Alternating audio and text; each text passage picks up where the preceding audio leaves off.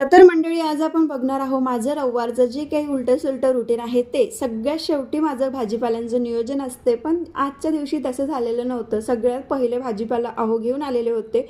बरगतचं पिशवीभर भाजीपाला होता. म्हटलं इकडे-तिकडे ठेवलं तर रिधू पूर्ण गडबड करेल. त्यामुळे भाजीपाला लावून घेतला आणि नंतर घेतलं मी क्लिनिंगला. क्लिनिंग झाली आणि रिधूचं चाललेलं होतं पप्पासोबत अंघोळ करायचं काम. त्यामुळे माझे कामं टाकून मला त्याला फ्रेश करून द्यावं लागलं. त्यांची एक तर गडबड, सोबतच ह्या रिधूची सुद्धा गडबड आणि याचे नखरे हे असेच चालू असते. कितीही गडबड असो, नखरे करायचे म्हणजे करायचे. खूप पळवून त्याला तयारी करून दिली आणि त्यानंतर मी आलेली आहे माझे मागचे जे काही कामं होते ते शिल्लक करायला.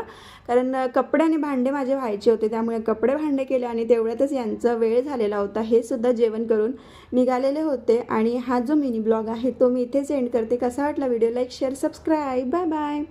तर मंडळी, आज आपण बघणार आहोत माझं रविवारचं जे काही उलटं-सुलटं रुटीन आहे ते. सगळ्यात शेवटी माझं